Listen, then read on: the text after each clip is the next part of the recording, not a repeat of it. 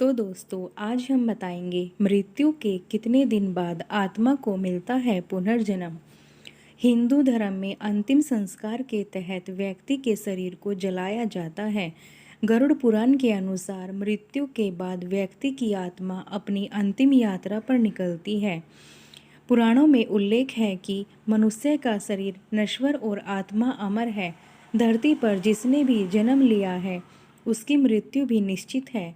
हिंदू धर्म में मृत्यु के बाद व्यक्ति का 16वां संस्कार किया जाता है, जिसे अंतिम संस्कार कहते हैं।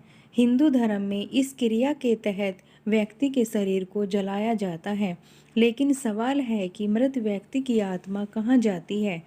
गरुड़ पुराण के अनुसार मृत्यु के बाद व्यक्ति की आत्मा अपनी अंतिम यात्रा पर निकलती है, जिसमें उसे कई पड़ाव पार करने पड़ते हैं।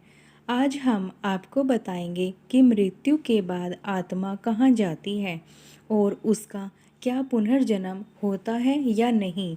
आत्मा तय करती है लंबा सफ़र। गरुड़ पुराण के अनुसार मृत्यु के पश्चाताप आत्मा को बहुत लंबा सफ़र तय करना पड़ता है। मृत्यु के बाद आत्मा को यमलोक ले जाया जाता है, जहाँ उसे मृत्यु के देवता यमराज के समक्ष पेश होना पड़ता है। कहते हैं कि इस यात्रा में आत्मा को लगभग 80,000 योजन की दूरी तय करनी पड़ती है। जो मनुष्य अपने जीवन में धार्मिक कार्य करता है और किसी भी जीव या प्राणी को मानसिक या शारीरिक कष्ट नहीं पहुंचाता है, वह आसानी से यमलोक तक पहुंच जाता है।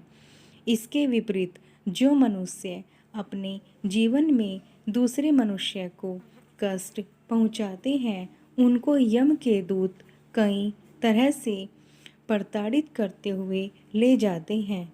पिंडदान का महत्व पंडित इंद्रमणि घनश्याल के अनुसार मृत व्यक्ति के परिजनों द्वारा पिंडदान किया जाता है, जिसका आधा हिस्सा मृत व्यक्ति की आत्मा को मिलता है।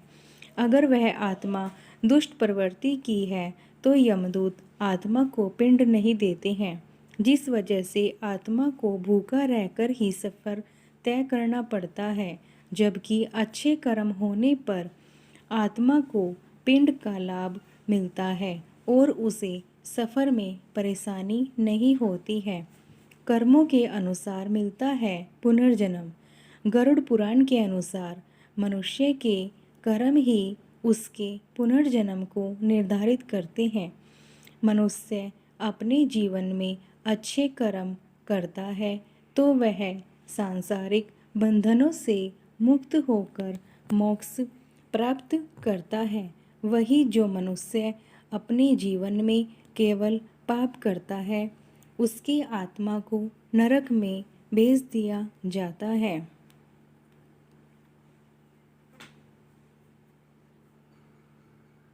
मनुष्य के कर्मों के अनुसार उस आत्मा को यातनाएं दी जाती है।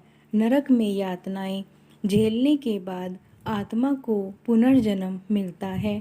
पौराणिक शास्त्रों के अनुसार पुनर्जन्म मृत्यु के तीसरे दिन से लेकर 40 दिन में होता है। तो दोस्तों, आपको ये वीडियो कैसी लगी हमें कमेंट कर ज़रूर बताएं। और अगर आपने हमारे चैनल हिंदी स्टोरीज को लाइक, शेयर और सब्सक्राइब नहीं किया है तो प्लीज़ इसे लाइक, शेयर और सब्सक्राइब करें। Thanks for watching. बाय।